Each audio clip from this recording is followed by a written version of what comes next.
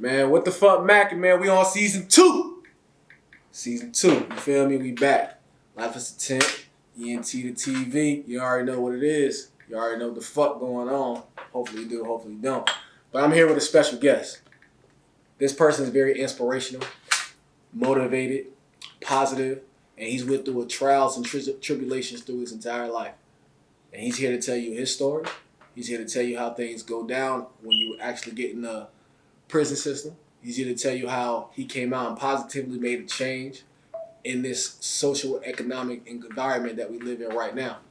And I want you guys to know that he's an inspiration. He's a little brother to me. He's a big brother to most. And he's out here positively changing. He has a movement going. He has a story to tell you. And he's trying to tell you how you can become a better person than you were the day before and not to let your past define you as you are right now. So, without further ado, I have Roger, a.k.a. Lord Smokey here. We're going to have a conversation. Tell me a little bit about yourself. Hey, what's going on, man? They call me Smoke, but everybody knows about Roger. I've been going through trials. I've been having good times with life. Like this situation we can laugh about, cry about. You know, then we had painful moments, and that just come with life. Understanding that no matter where we came from, what we did in our past, no matter like all the parties, whatever, you know, going out, different females, doing just living life, you know, being young. We take those as life lessons and we gain knowledge and wisdom, understanding from being a man now. We cannot decide or react or even relive the life we did before because we're older and we have responsibility. We have people that stand beside us in life, that needs a leader, and that's every one of us here. I feel you. Words of encouragement. So, you know, you're new to the table. Normally I'm doing interviews with rappers and stuff like that. But this is different because you are pursuing a music career. Correct. We'll talk about that in a little bit. This is the beginning, so we're going to switch it up a little bit. So, where are you from? I'm from Harvey, Illinois. I'm from the south side of Cook County. I grew up in East Chicago, Indiana. Markham, you know what I'm saying? 161st cousin. You know, my family, you know, I'm the eldest of 9. I got a big family. My mom and dad, they've been married 20-some years. They raised us to be close to your family and friends and be, you know, have a goal and set high standards for yourself in life. You know, so we had an unfortunate event. My family's house had set on fire. And at the time, my mom was down in Georgia looking for work because in Chicago it's hard. All the gang banging, all the killings. Yeah. Like, so it's very hard out there in Chicago. Did you have you experienced anything or seen a lot of stuff? Well, I had a situation where I was in middle school, my 7th grade year. Like I said, I was in East Chicago, Indiana, West Calumet Complex. The projects, we was on that's you had their project Kosciuszko Park, the South. You had the North Side near Washington Park, Robert Clemente Center. Then we was Martin Luther King Center. That's where we was at, Calumet City and stuff. So we took the bus to the middle school. That was over towards Central High School in that Boulevard. You know, because, you know, everybody went that still went to the lived in our hood, went to West Side, and the people that stayed like near the North Side or the Harbor Side, it's near Guthrie. They went to Block Junior High School. Yeah. So you had all the BDs, the GDs and stuff over there on Guthrie and stuff like that. And where we was at, everybody was Vice Lord. Everybody, you know, Almighty. Everybody Vice on our project. Everybody throwing the film up. Everybody Vice Lord. So that's where I actually originally became Vice Lord in West Calumet when I was 12 years old. Was it very difficult being Vice Lord, going over there to basically, it seems like you had to go through a lot of different hoods to like get to school and you know, just to live? Because, you know, we always hear about Chicago and violence in Chicago. Man, the blocks, you can be one street up and you can be somebody's opposition. You're an op, you feel me? Like, you can be one block up, one street. Who are you? Where you from?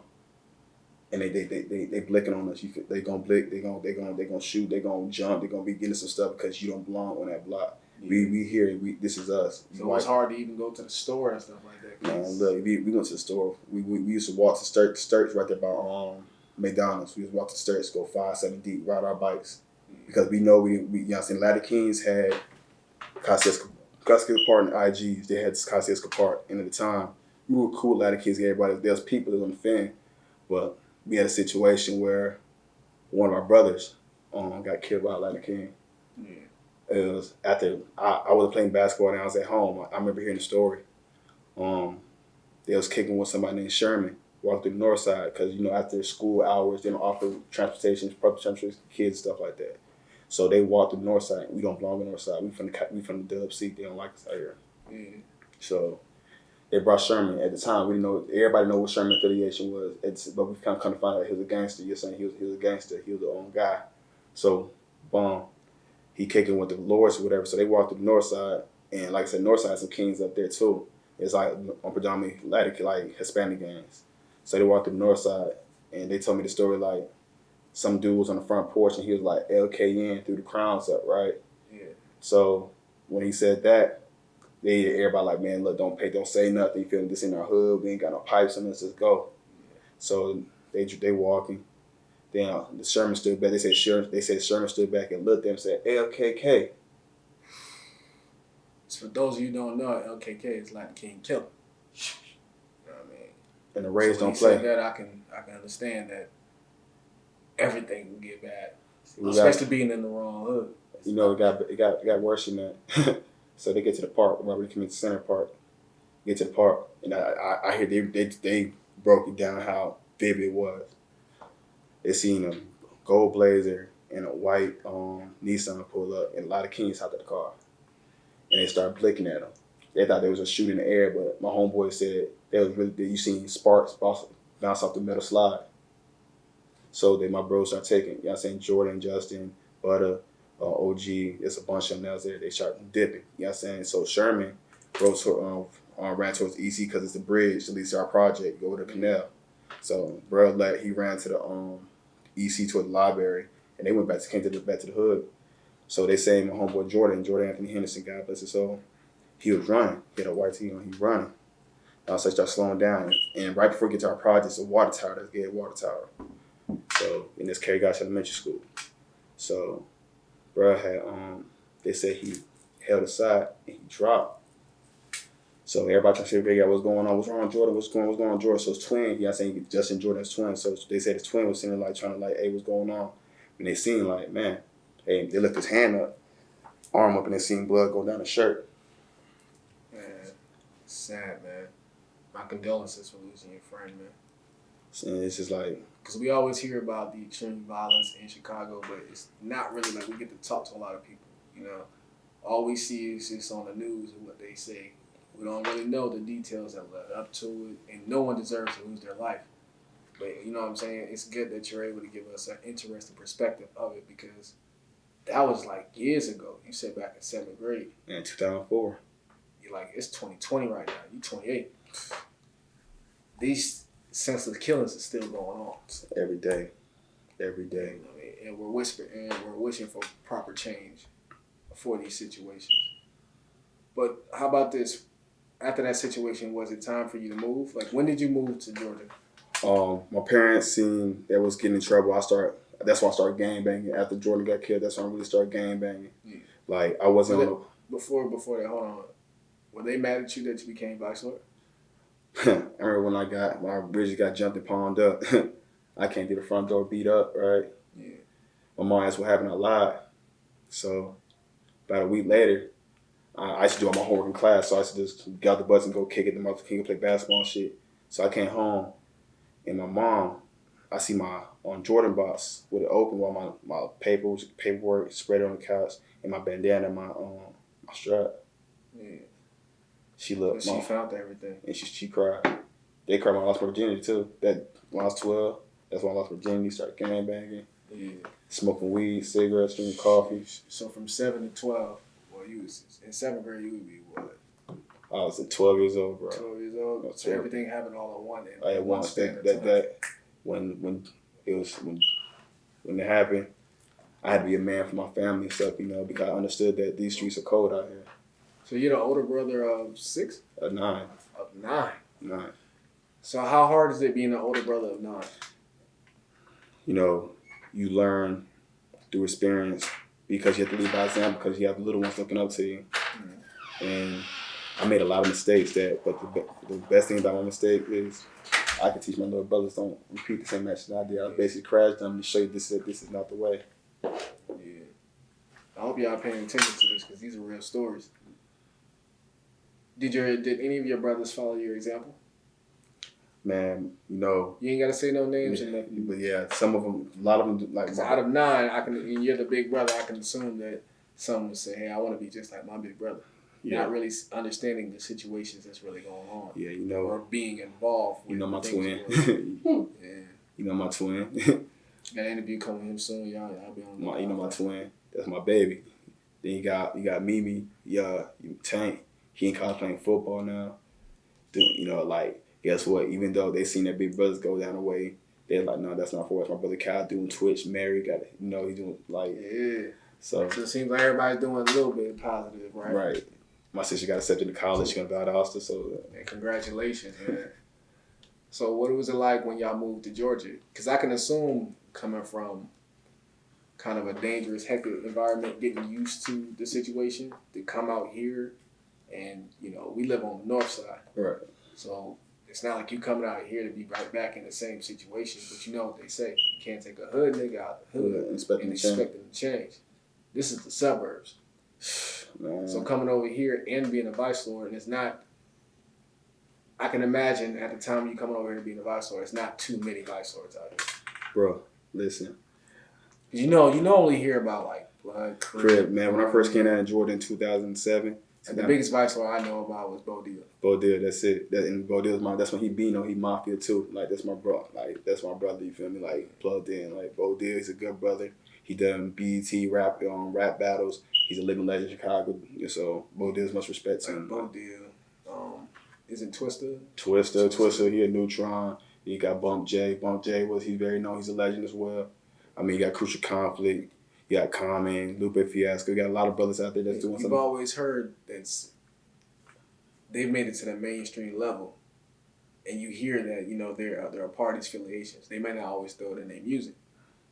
You always hear it. You always hear it. You know, so brother. Is that like looked at as more respect to know that, hey, one of us made it out? Because like I said, normally you hear, oh man, I'm blood, I'm crip, despite what they is or ain't. But to have someone like these individuals to blow up on a high level, it can change situations and stuff. How do you feel about that situation? More or less. All my brothers, if they follow suit, they're doing good. My brother's videos, like he's doing music. He's done open up for Kurt Cobain's, had a headliner for Lil Durk. We had a law situation with Atlanta Records when OT Genesis bought the beat. This is your twin? This is my twin. This is my brother. Like he had the whole song. Can you tell the people who he is? So we're gonna put his name and we're gonna put his @name and everything in the description where to find his music at. But could you tell them who he is? They call my brother, that's Joe. That's Joe Bino, aka Lord Tragic, aka the Bro God. That's my brother. You feel me? And you can find him on YouTube. Subscribe to his page, Bino Draco. He's actually an upcoming artist. He actually came with the song on the Plug Yabba Dabba. No Grease, No Grease, Triple C's. As a new song coming out called One Way. We're gonna perform that very soon. It's coming up soon, so stay tuned to that. I know we've been out and about at clubs and everything together, so we'll try and get that interview going on with him too. But listen, coming from a situation to be able to move out that situation and get these opportunities, hard work beats talent when talent doesn't work hard. So I want y'all to always remember that. So how was it like living in Georgia when you moved over here? When did you come to Georgia? 2007, 2008. 2007, 2008. That's a big difference. Big difference. The first time I was mad at my mom and dad 'cause I was in high school then. It's going to Tinley Park. Yeah. We driving down 20, and I see all these punk ass trees. Like, they gotta move me to the country. What they trying to do?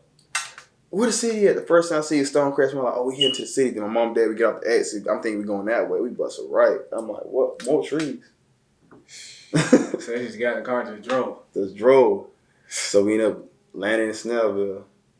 Then that's when the story of my life began.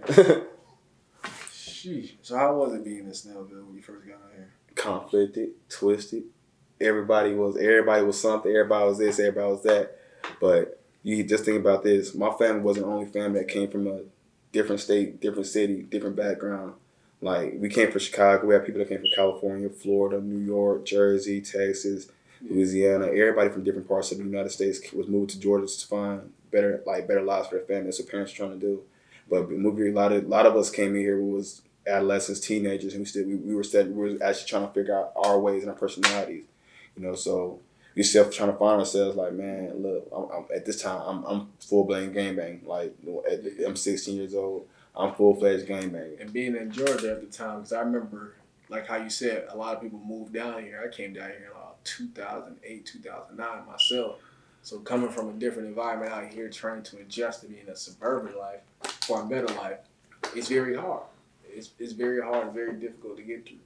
So if you're in full gangbang mode, I can imagine like you looking at everybody like, bro, everybody around me out. Facts. I don't know you. You don't know me. We not the same. Like the first day. And you come from Chicago, so you can come around motherfuckers that say, I read tattoos. hey, I'm this, I'm that, I do this and do that, but I think you can smell like how everybody can smell like. Man, your they're lingo. not moving like that. Man, your lingo. My thing is the first thing I noticed when I first came down here. You know what I'm saying? Was flags.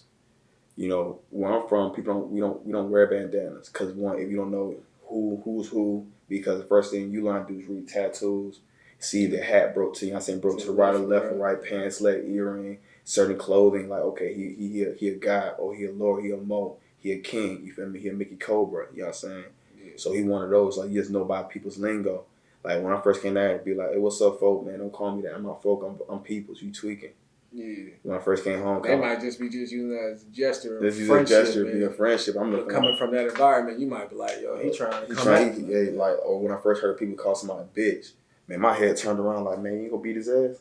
Yeah, them death words right there. Yeah, this is where I'm from. You call somebody a man, a bitch. You know what I'm saying? You either trying to get some straightening. Like you have no respect. North, you tell somebody to suck your dick, that's basically, you know what I'm saying, death sentence. Facts. So it's like the environment was different. Like when I just coming to South, I was in the South Carolina the whole week. I had gotten to it with a dude on a bus. Cause I seen somebody bandana hanging. I was like, hey man, your scarf is on the floor, man. You want to pick it up? But that ain't my scarf, it's my flag. And this is when I was like, oh, okay, cool. He was like, shit, what you is? He seen me wearing number red. I'm like, man, I'm Vice Lord, bro. When I said that, everybody had the bus went like this. Sheesh. And I was like, I looked at my brother. He just went just like. Well, I can imagine only two of y'all. I'm like this, like. Out of everybody else is there. I'm looking like. Bro, better get the first thing like this. Our first day of school, like, bro, we better get in some shit. Yeah, was going to school out here in the high school pretty hard or pretty easy? We got time to learn what some bullshit was going on. Yeah, I feel. I guess we gotta say them conversations. Listen, I met this man in high school, and it's been a hellish of a ride. You feel me? Ups and downs. We ain't got enough time to be sitting up in here talking about everything that happened in high school, cause it was mad shit. Good times. Good times. Great times. Awesome times. You know what I mean? But hey, you know what I mean? So let's speed it up a little bit. So, your movement. When did this movement start? Did it start before you was incarcerated or after you was incarcerated? When I was incarcerated, I have a brother that you can see me with, Infinite Percent. He's actually the president of the program. Mm-hmm. And I used to talk to him while I was down the road. He had the whole radio show I used to participate called the African Line, doing segments and things like that, speaking about uplifting black communities, how the government's trying to corrupt and destroy black organizations, how to take in the leaders and stuff and put them in these federal facilities, and as units in different nations. Our charge, everything that we're attached to by our titles and affiliation affects and leaders that's in our leadership. So it was more or less like I was learning about the visionary leader at the time. I had to humble myself because I was sent to prison on everything I did. I'm not gonna sit here and say, oh, I didn't do it because I'm a man for me. You gotta take the responsibility for your charge, your actions. I did it. I committed mine, so I had that. How long did they give you? You don't have to tell us what you. If you could tell us, that's fine, but you don't have to tell us. 6 years. But how long you did? 6 years. Out of 9 years. So you did 6 out of 9. Mm-hmm. Are you currently on like probation or parole? I'm currently on parole right now. So you got to finish out the last 3. Then I got about 20-something years, but 21 years left on paper. Whew. Oh my God, I've never heard of that before. Yeah, that's Georgia because they more or less they make you serve time. It's a spider web. Can you explain it for the viewers out here? Be very attentive about these situations. The system is used to break people, black majorities. Like you have more black sets in the prison system. It's like 70%. 70%.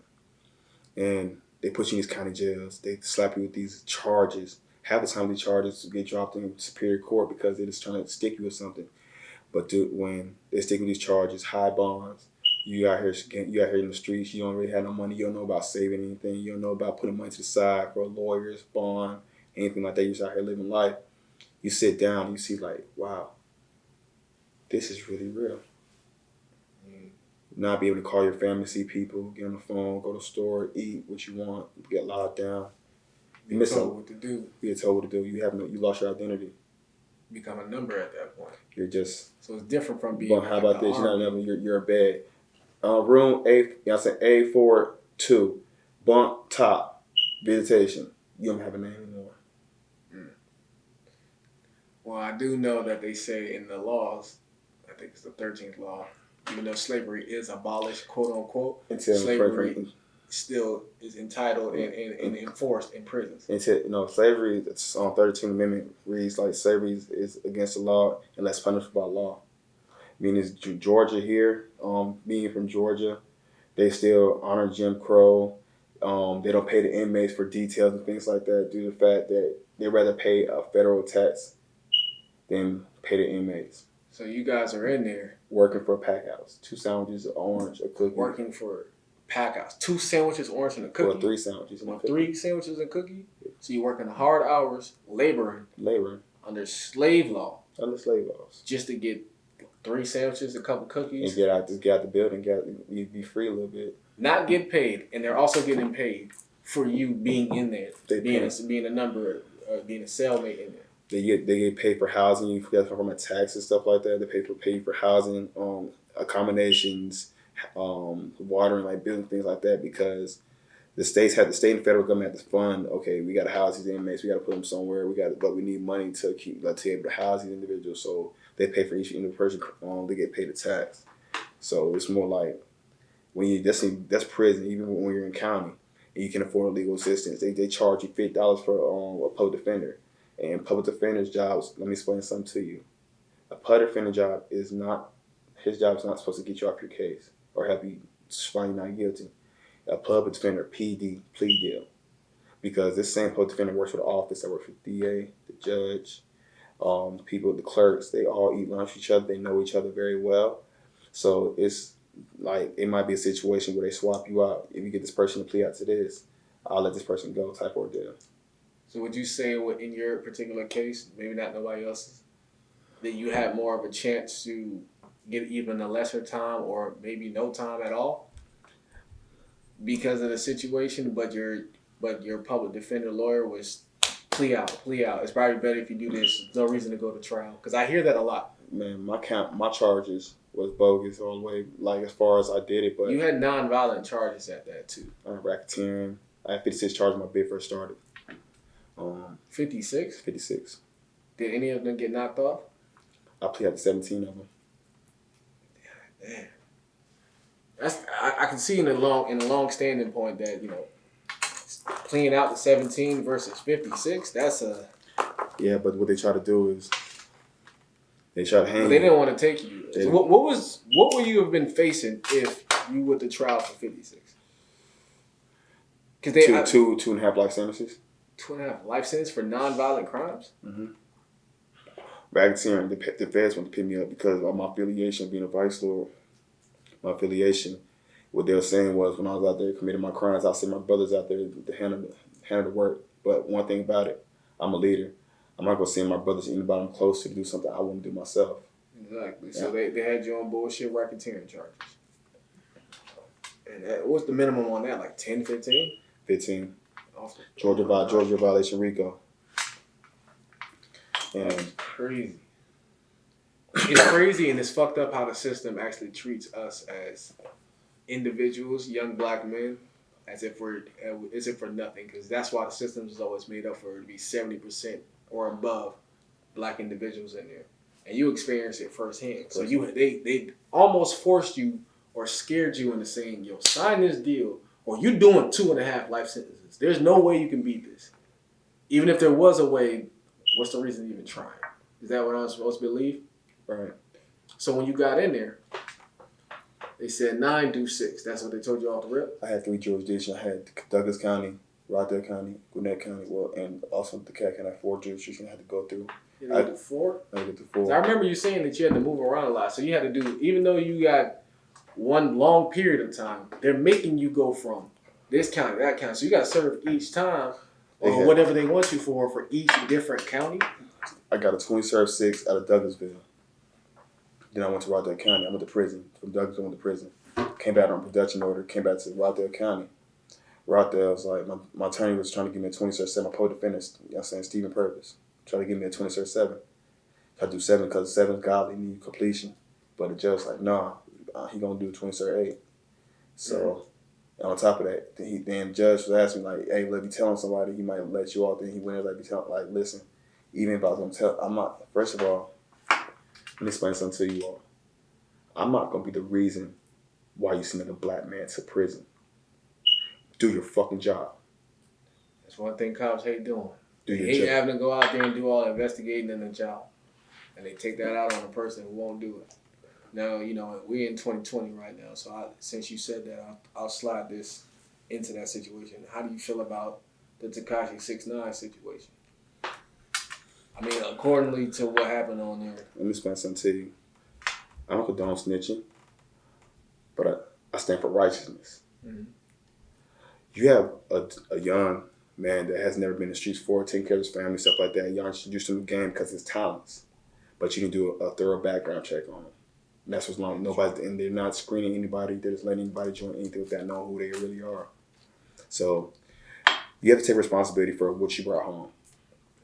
And the thing is, this man, I don't know too much about 6ix9ine. I'm speaking on what I hearsay. I don't know what's taking place, but what I hear that they were doing him wrong.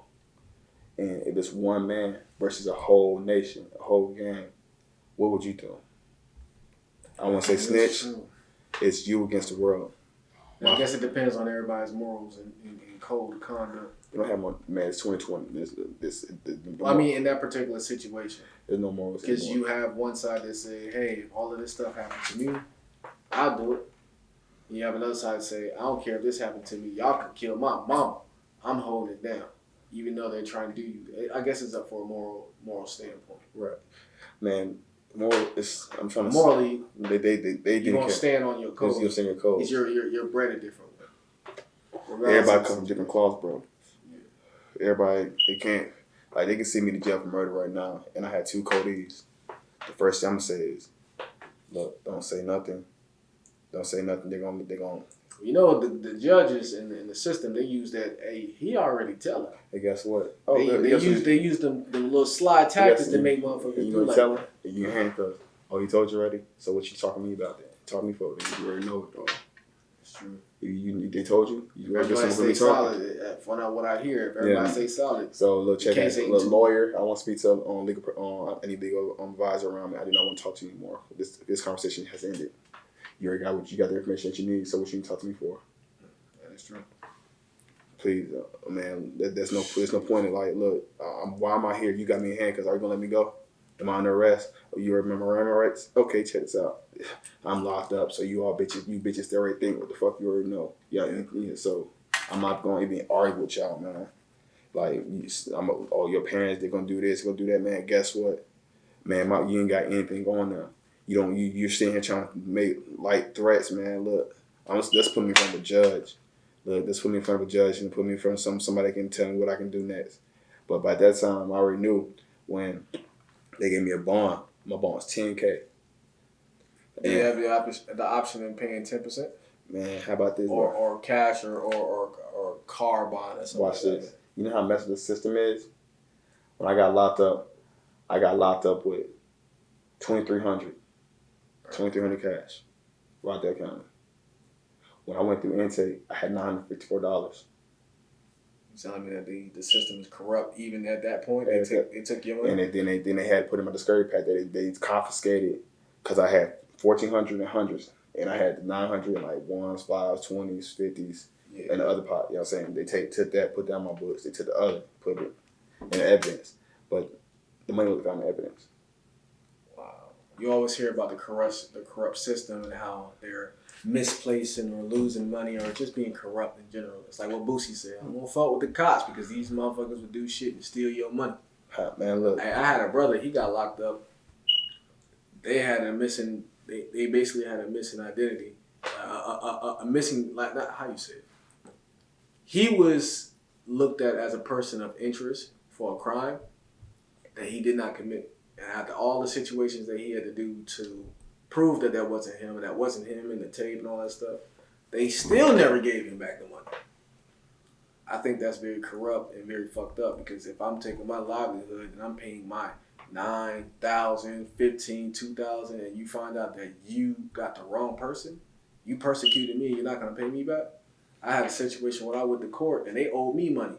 Made me sit there all day and damn near took me back to jail because I was mad because they didn't want to give me my money and ask me about questions. So I understand the frustrations of going through the court system and losing money and losing your time and your patience and your mind and being treated as less than. Being treated as less than. And it's crazy. But when you got to prison, how was it? I'm not expecting it to be a cakewalk. But how was it? Are all the things that we imagine and that they say happen in prison really happen?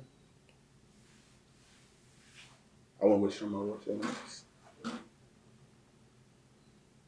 Prison is hell. Prison is just like waking up to a nightmare every single day of your life. And you're scared, you're crying out, but no one's answering. Prison's just a place where you just lost and feel like nobody knows where you at. You ever heard of the saying, out of sight, out of mind? Yeah. You living, that's a real life saying because you're living by that.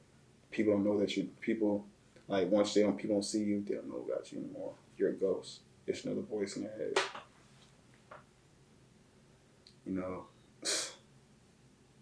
You call around, people say they love you, then prison show you who was really there for you. Like you, my brothers, my family, I have friends, I have people that's there for me, so prison wasn't that bad for me. But in there, you learn the true meaning of evil. Because there are wicked people in this world. There are people that don't care. There are people that do things and laugh at, like, who I heard, they say this, when people feel pain, they feel joy. So it's one of the craziest things you see in prison. Because the stereotype that we hear is if you go to prison, you get raped. What's one of the craziest things that you've seen in prison? Want to hear a personal story? If you can spare the details, then yes. I was in level 5. Level 5, what's close security, meaning that everybody in that prison got murdered. A lot of them got life sentences. A lot of them been killing people. They've been robbing. They're not seeing home anytime soon. We got the school of hard 30, 40 lifers. People, school of hard knocks. Yeah. How did you, with nonviolent crimes, end up in level 5? Sound like maximum security prison. Having different counties.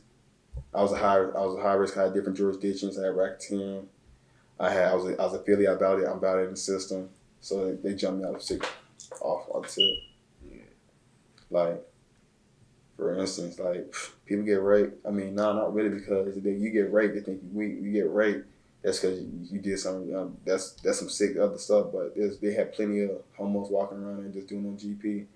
But the thing that get me twisted is the ones that you never think, your homeboys, the ones you think like, yeah, they're straight. They're my dogs. They really be. So it was a personal situation that happened to you. You thinking everything's solid, everything, straight as much as it possibly could be, and then you have like friends try and they get you to solicit some sexual favors for them. No, it was like this, bro. I'm not gonna say like we call them sissies and punks, where we had sissies the feminine one. It was a sissy doing that all them. I'm not gonna say the gang affiliation was messing with. Like, hey, Smoke, you gonna make it? I'm like, nah, bro, that's not right, bro. You feel me? I don't believe in none of that. I'm straight. But I'm saying you look like that. Like, one nigga called me fine one time and I hit him in his jaw. So you always hear about them stories while anything can pop off as a serious situation, like cutting in line, saying the wrong thing. It's life or death in there. So someone called you fine, so you had to. You had to, because you let that ride.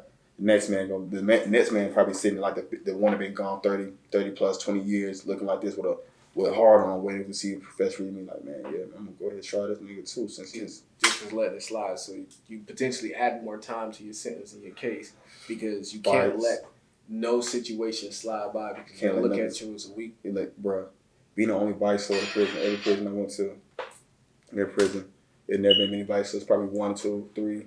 Most I've seen in a camp was 10. It was all spread. So primarily, if you was in Chicago, you'd probably been more better I've been because better. you're around more of your people. Down But here. being in Georgia, you're like a 1, 2, 3, Man, first of 4, all, you're maybe not- 10 at the max. You're not from Atlanta. I'm not from Augusta. I'm not from Albany. I'm from Macon. I'm from Valdosta. Like these major cities, you know, I'm not from Savannah, Seaport. If you're not from these major cities, because everybody click up. I'm from Chicago. They look at me like you a vice for Chicago. We don't mess with you. You got your people coming out. You got visitations. You go to store. You get phone calls. You got money on your tablet. You keep stuff. You keep money. You keep cigarettes. You keep a phone. You know, people are envious. You know what I'm saying? In prison, And jealousy. people have kept it on 4 characteristics of the devil, which is envy, jealousy, hate, and lust. You really find that out because you're different people, different personalities. You're doing with 122 people. You number 22. And you learn the best finessers, best liars, best killers, best robbers. And you was in there with everybody. Every best conners, everything. Let me ask you another stereotype we heard, because you already said that it's not actually that true that people are just raping people in there. Oh man, they try. They try, but you, like you said, it's more like you have a lot of people that walk around like that. Man, look, you got a lot of people that go to prison and they ain't going home and turn out. Like, man, this is me. I gotta live the rest of my life. I ain't gotta see anybody. Me, I sat back like, I've got a planet here so I can grow. I'm gonna learn what I can and take it to this. It's like a game of chess. I'm gonna take everything I learn.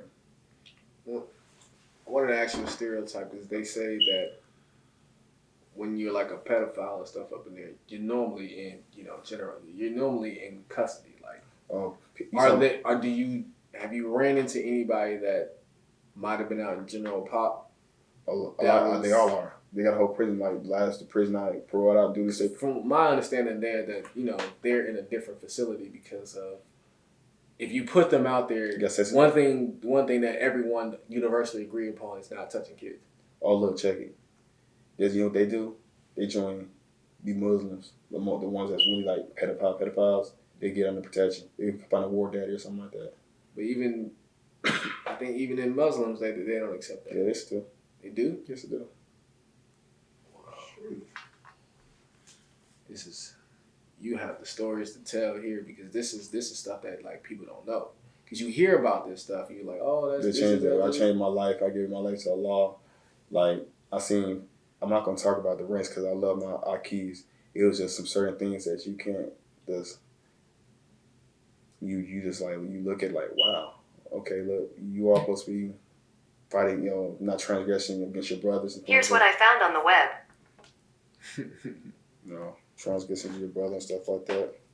So at the end of the day, they'll say, some people sit back, join a Muslim, and don't know that none of their surahs, none of their salats, don't make salats, still eating swine, still doing things, and that's what we're doing. We got ex-gang members in the ranks. You got people that's been excommunicated for their gangs, they become Muslim because they can't stand alone by themselves. You know what happened to me when I was making state one? They told me I could be Muslim vice lord. I knew my Fataha, Nas, Icarus, Salat, I'll be, Sunni. So they'll sit there, oh man, look, I said, stop Allah. You can't do that. I piece on my brother Sharif up. He was like, you can't do that. Like, what you mean? Oh, you gotta be Muslim vice lord. I was like, man. They try to make you make a choice. Yeah, so I was like, look, isn't being a Muslim religion right? Yeah, but what Muslims go to war with vice lords? And I was like, oh, so this isn't a religion of peace and tranquility. This is a gang, huh? I was like, yeah, well, I'm vice lord. Walk on. So the gang situation is that's another thing that we hear up here. It's very serious. Have you experienced anything with, being one of few vice lords in there, out of your own mouth, one of few vice lords in there, have you experienced a lot of turmoil or people trying to come at you on being a vice lord, just in general? When I was at Jimmy State Archery Prison, I was making some money, and I keep everything honest. Mom and Dad cut me off. They put me through a thing like, you Roger put yourself in prison, so you can't depend on us.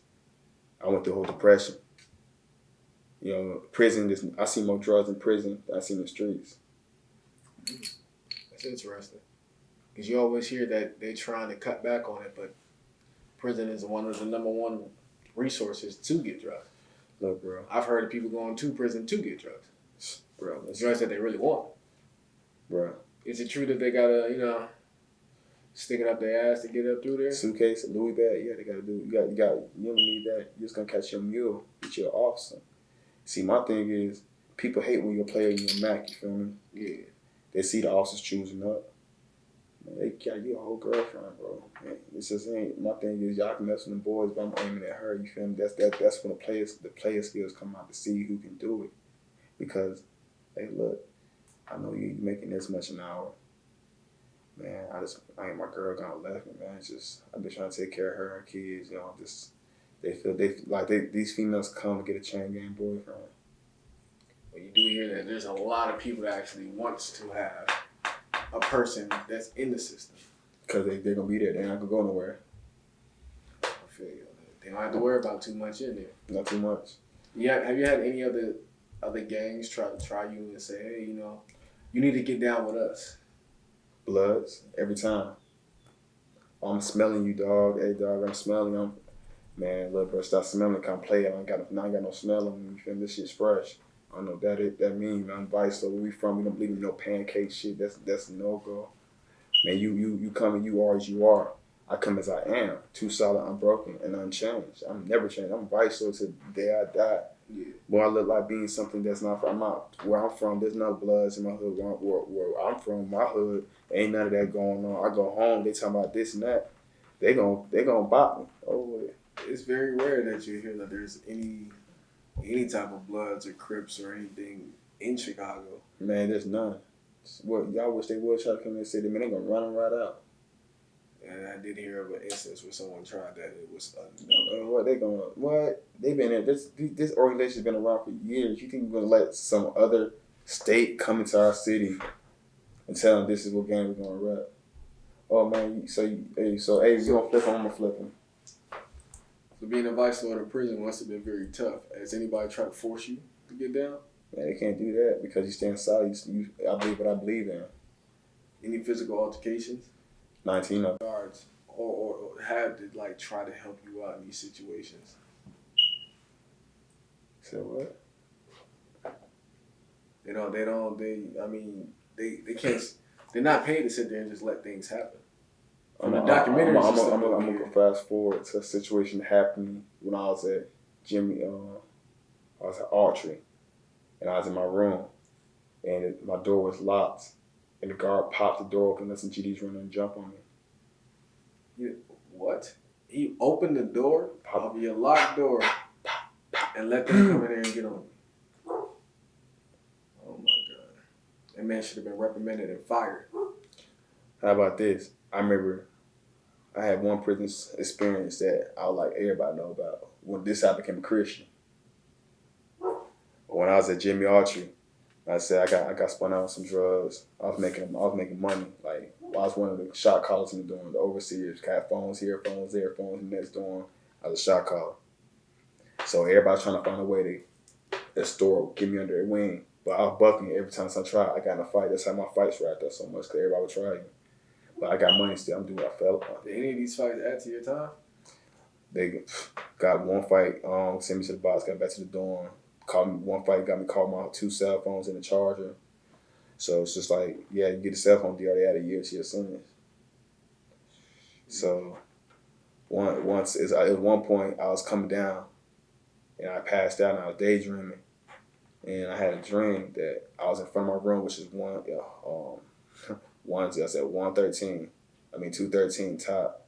I was in my room and I was in front of my door with stab wounds in me. But it's a dream, this is a vision. I had stab wounds in me. Because I've been stabbed before, I was stabbed 4 times.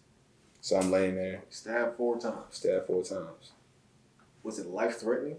No, the knife got stuck in my arm, as far as that. Got stuck in my bone marrow. That is crazy.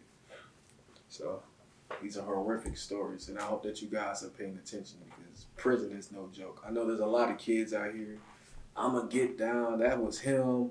I'm going to be straight. I'm going to be with my peoples. All that rah-rah bullshit you're talking about. This is still prison at the end of the day. as he just explained, guards will do whatever they want to you and treat you any old type of way.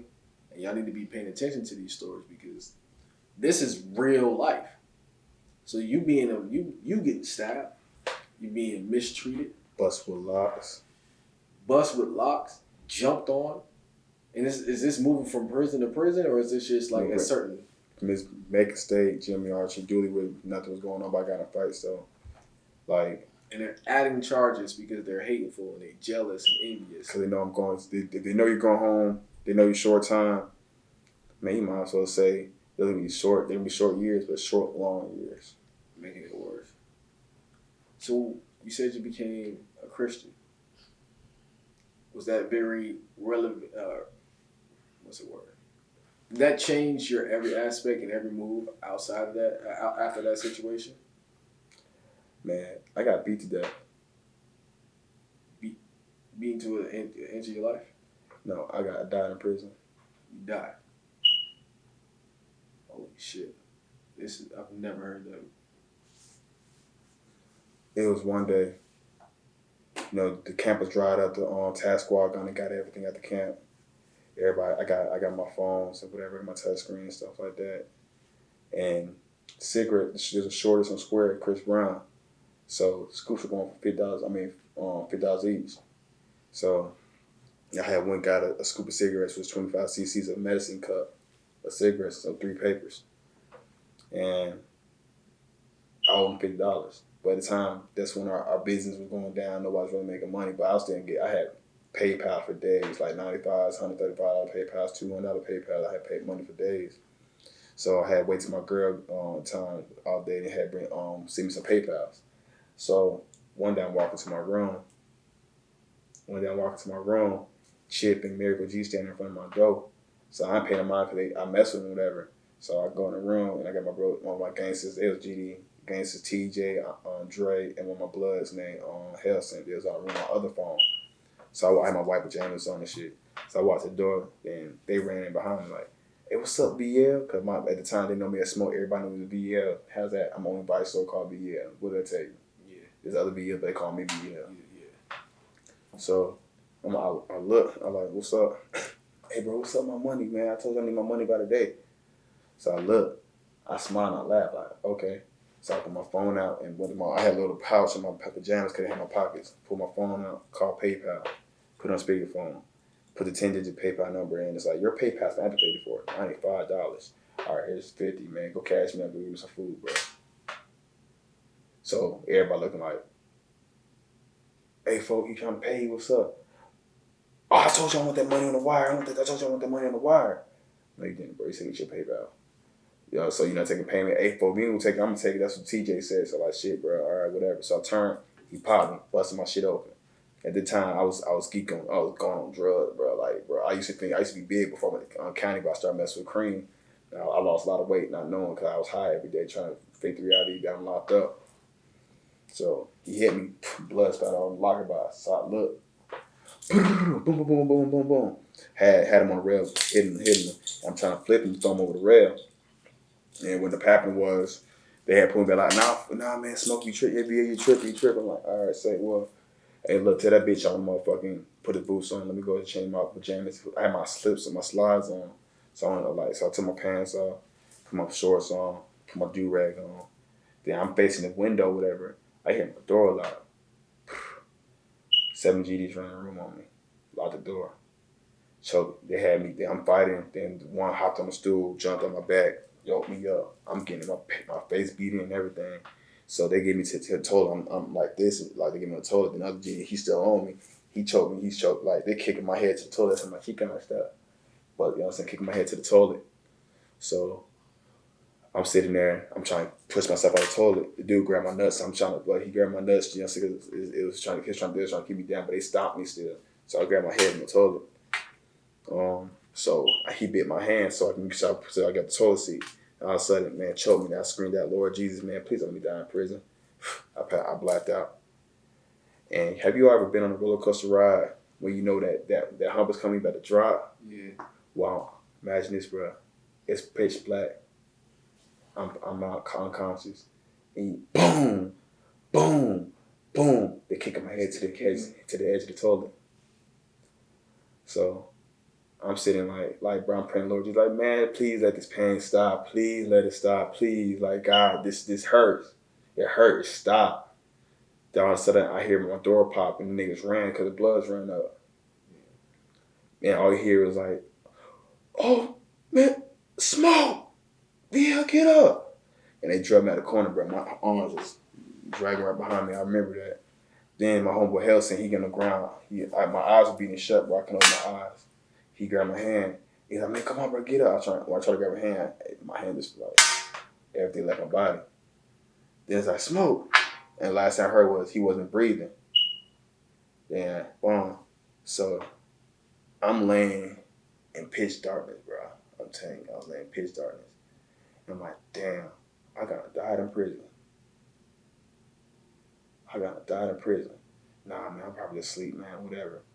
Then all of a sudden, like, from here to, like, your 2nd Street, you see, like, a light stretching, a white light stretching. I'm like, oh, my mama's gonna kill me. I gotta die in prison, man. So I'm sitting crying like, Lord Jesus, please don't let me die in prison. I got a family at home, I got friends, I got people I gotta lead. Then I seen a little black dot just go like this, and I heard the most powerful voice tell me, you're not ready yet. And it's like, it felt like a wave of water hit me. And I woke up. Now let me tell you what happened with that. The bloods were taking cups of water, throwing in my face. I wouldn't wake up. My buttman, Anthony, took a handful of water and prayed on it and threw it in my face, and it felt like the whole ocean. And remember I tell you about the vision, that vision, and go to that vision. I stabbed, my eyes are closed. In that vision, when I opened my eyes, there's a blood, a Crip, a GD, a Hispanic, a Muslim, and a white boy. 7 people that surrounded me. So, you know I'm goofy, bro. So my eyes beat the shit like, what the fuck going on, bro? Why can't I see? Come on, they like everybody start chanting, come on, Smoke, come on, bro, get up, bro, get up. I got different hands picking me up and roll my mat up and put me on the bed. So I'm on the bed like this, like, hey, bro, did I get up? Nah, bro, Smoke, you didn't, bro. Like, man, damn, man, I lost a fight. Bloody eyes, I'm crying. I never lost, man. I never lost a fight. That was a bad situation, though. Like, and so I'm just sitting there, bro. I'm crying. I turn my head. I'm crying, bro, 'cause I lost. Then I just hear voices. One side, I feel somebody putting something in my eye, wiping me up, cleaning my nose and stuff. And my left eye was beating shut. Like, I blow my nose. I got a slit right here in my eye. I got a slit over my eye because it's like a big old gash. And it felt like my jaw got broke. So actually I got a picture of it. My jaw got broke. And when that happened, my right eye started to open. When my right eye opened, I seen my homeboy Imad, my white boyfriend Kid, Roger, Rahulio, my homeboy CK Red, and Big Stunner Billy. I seen my Crip, Hana, B.I., the GD named Twin, and Twin G, Sean G, and a Neutron, my homeboy Derek, all on my bedside, caring for me. And this is the picture. this is horrific. If y'all can see that, this is what happened. This is horrific. Show me, you can show it. Did you get any medical attention from anybody in the system? Or you had to just go on about it? Like, I try to hide myself and is it looked down upon if you need medical attention? And I try to stay away from. I try to hide from myself during inspection, like that. And they ended up keeping my store call, getting my store call. I had to go up there and get him. They seen my face, and the lady from the store lady had called the search team like something happened to him. They wanted him to go back to the building. They locked me down in the hole. So they locked you in the hole because you didn't say anything? They put me in PI. You know what I'm saying? Private investigation. You don't have to say anything. Why would they put you in a hole? Is that for your protection at this point? They want me to tell, but I won't tell, man. And they told me. Depending on PI, cause I want to tell. I don't want to like, man. If I would have told, man, I had how many years left in prison, bro. I can't let my name, cause your face cards everything, bro. You can't let the people know that you're a snitch, bro. I'm not no snitch. I'm not gonna tell. I'm gonna own it to what I did, man. Look, this was going on. They locked me in the hole, and this how I know God was real. I was in the hole making songs and stuff, and I was telling Lieutenant, I was telling LT, he was like, man, son, what happened, man? What's going on? So I was like, man, I ain't worried about it. I might get the hole. I'm gonna get these dudes. I'm a warrior. And LT's like, son, you know warriors die, don't you? So I was like, I thought about it, but at the time I couldn't see my right eye got swollen again. And remember Chantel, the one today, she used to send me postcards and letters when I was printing pictures and everything else, the scriptures and stuff. She's the one that got me reading my Bible because Chantel, she was cool people. She got me reading my Bible, and one day she had it was a pink postcard she had wrote me, and it had a scripture from Matthew about the blind man, and when he said this, don't quote me verbatim. Basically, the blind had grabbed on Jesus, and he was like, "Lord, I know you're basically the son. I know you chosen one. Please heal me." And Jesus like, "For your blind faith, I restore your sight." So you couldn't see. And I opened my eyes right when I picked that up. That's how I know Jesus was real. He's been in my life every single day. Every time, that's why I start working out. I want to be weak anymore. I start playing chess so I can understand precise movement. I start reading more. I start going out here, going to church services, getting to physical activities, playing football, doing things. So I'm okay. I'm about to be home. I have to be a better person. I have a focus. I have to have a mission. I have to have a vision. Because when I come home, I want to let the world know that, man, you can sit down for a period of time. Let me explain something to you, bro. They can build a prison gate so high. But guess what? This is my saying I came up with. There's always going to be freedom on the side. No matter how high to build the gate, because sky's the limit. They can't stop freedom. I see what you're saying. They can't stop freedom. So when you came home, was it a big dramatic difference from being in there 6 years? That's 6 years away from everybody. 6 years, technology changed, music changed, everything changed. Was it like a whole new world when you got out? I didn't know about emojis. I had to ask my little sister now about some female sent me I was texting, sent me a eggplant with some water and a peach. What the fuck does that mean? You thought that was food or something? What the fuck does that mean? He's like, my little sister, oh, she wants to D. Your little sister. Your little sister. So I'm like, what? I started texting back quick as hell, like, okay, cool. I went from working at McDonald's, went from working. Was it hard getting work? Bro, you know how many times? I mean, you're getting out of the prison system. Man, I got I had plenty of jobs ending my assignment back due to my background when they set me because of my background. I ended up going bouncing job to job, hustling, getting back to it. Then I ended up getting an office job. I mean, just start progressing gradually. You got right into it. Went right into the gym, working, finding better ways to make some. So let me ask you this, because I remember at one point in time you've been working out in prison, but it seemed like you had a whole workout routine, and it looked like the prison routine when you got out.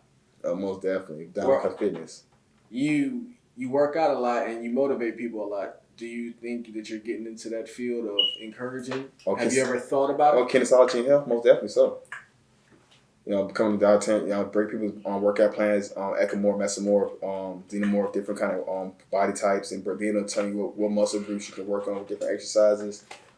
Diet plans based on your blood type due to the fact that it changes as well. Mm-hmm. So it's different things that I use to put as leverage. Okay, I did this. Hey, look, I can work out in my house and I can look like a bodybuilder.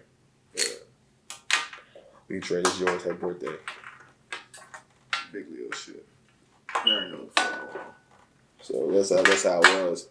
So you're actively pursuing that right now? Most definitely. Has anybody contacted you, hit you up, try to give you any sponsorship, or you're just doing it and working your way through, figuring it out yourself? I have an endorsement for Sabrina for pre-workouts. We got to cut that because I don't want them to be trying to take nothing back. It's already solidified? Solidify is not the word. So you're telling me that you got out And you was able to make such a dramatic change. After we talk about the workout program that you got, are you going to make DVDs and stuff or stream online to help other individuals out? I do. I make workout videos for people that's at home. What's the name of your company? Or are you just doing it? Diamond Cut Fitness. Diamond Cuts Fitness? The more cuts of diamond have, more expensive they are. And I help create expensive diamonds.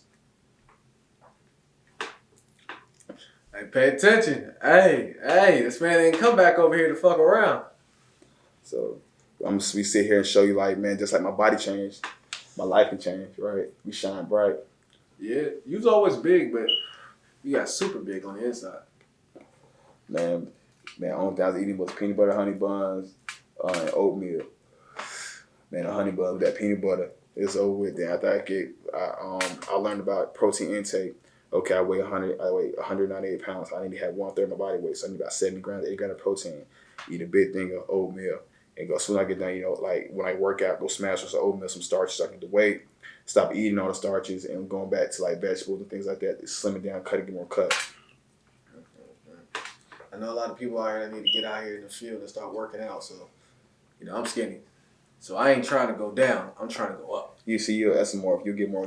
See, you're cut up. You'll get cut quick. You get more. See, I'm in the middle. You'll get more beat on lean than me. See, I don't understand the technology, the technical terms that he's saying. Basically, you get cut like Bruce Lee. Cut like Bruce Lee. All right, yeah. Layman terms for me. I'm not in the field. You know what I'm saying? But I seen it. After I've seen you doing the movements, you also do promotion and you also do visionary leaders. Was promotions always first and then visionary leaders, or visionary leaders was always here? I always been the type that I want to see everybody up. Yeah. If I mess with you, I'm gonna share your post. I'm gonna repost or rehash it because I want to see everybody in my 360. Even if I don't know you, if I like what you got going on, I'm gonna repost you. Want to see people succeed. I want to see everybody succeed. I'm the same way. You know how we get down, man. Because if I'm up, we all up. That's what I've been saying. Like I came up with our own saying. People say boss up, but when they see me, they say Don us. And Don stands for Direction Our Nation. I get it. I see. So visionary leaders, explain. What visionary leader do we actually? How did it start? What's the movement? And how to be a part of it? What happened with visionary leaders? It's actually started by my brother Infinite Percent, aka P100. It started in 2016 where they actually work with power movement, and it came from the prison system from the inside where GDs, everybody's coming together, Muslims, Bloods, and the prison system started from and trickled to the streets. Which my brother was giving out food, doing food drives, marches, donations, helping hungry, feeding hungry, programs like that. And now we're made a foundation, a platform where we're teaching people about financial literacy, learning about savings, opening your own business, becoming a facilitator, taking your craft and working for yourself. So no more working for someone else. There's always an aspect of working for someone else, government contracts and things of this nature, but making yourself your own boss, your own Don. That's basically what you're saying? I came home teaching them how to because most people don't know about credit. Most people don't know about owing the financial aid people for the next 15 to 30 years and all that situation. You're trying to teach them a way around that, teach them to educate themselves to be more in tune with what's going on? Most definitely. Okay. So, it's now being home, being a leader. Sometimes you go through hardships, you go through tribulations, but that comes with the job because it's going to pay off at the end. You got to stay focused, positive, and don't give up. So was it hard? At the beginning it was. You start finding the right people, good people with the same mindset, common goals, see greatness in both of everybody, see potential in everybody I deal with, so why not? It's going to work. Here's the top search result. How do you become a visionary leader? We have bylaws. Anybody can be a visionary leader. We got bylaws to anybody that's interested, and we have a security. We have different. Is there a website? Yes, it is. visionarysos.com. We're going to be putting that in the link in the description below. And you can look my link up for my endorsement, which is Diamond Cut Fitness 55 from Zavita. I sell pre-workout products and things like that. It's cleaner energy, pure energy, things like that as well. Better for the system. Better for the system. It weans people out with caffeine, and it's also sponsored by Deshaun Watson. He plays for the Texans, a Russian football player. For the Texans? He's the Texans. Okay. So it seems like you got out and started making changes. Music. Why music? I don't care for the money for music. I like the attention that comes with it. I like the exposure. You just like to be out there. It's just because once they hear my music, if my music get out there and it touches people's hearts and their minds, they get like, I can relate to that. But then you see about me more into depth, like, oh, this is what he has going on. What type of music do you make though? Is it contemporary? Is it conscious? Is it rap? Is it emo? Is it screamo? It's everything I can put my mind to. I can do I like trap metal. I'm a rock star. Roger's a rock star. Like I like trap metal. So it can be it can be like Zilla Kami? Man, that's my man. I'm actually the king of the mosh pit. King of the mosh pit? What you mean? I went to their show in Atlanta, the Masquerade, and they had a mosh pit show. And you can look on my Instagram, and I'm King Kong of the mosh pit. Godzilla came down and came off the stage and shook my hand and pieced me up. I'm King Kong of the mosh pit. Okay. So you like throwing rage, having a good time. Look, I'm out here living life. Things that I miss, opportunities that we missed, just gonna live life. I understand, man. This is one hell of a story. From going from where you come from to going in to getting out and making this huge amount of change. What's next? Owning my own business, owning my own office, so I can get people that skin color that look like me, that have the same drive, that have the same motivation, that have determination, that people tell them that they can't do it, you weren't able to do it. Give them a chance. Teaching the youth there's a better way. It's other way that you're going. Positive vibes, positive energy. We all could be better than what we were the day before, the minute before, a month ago. Not to be defined by our past. I'm gonna spend some of what my friends taught me when he was with Recipes for Rap.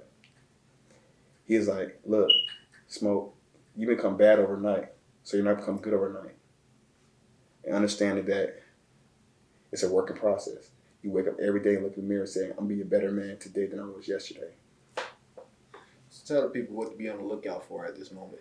Tell them once again, just in case they forgot everything you got going on. You'll be looking out for Amari Clothing because we actually have my own black designer. I actually got a shirt in the car for you. I got a shirt for that you can wear.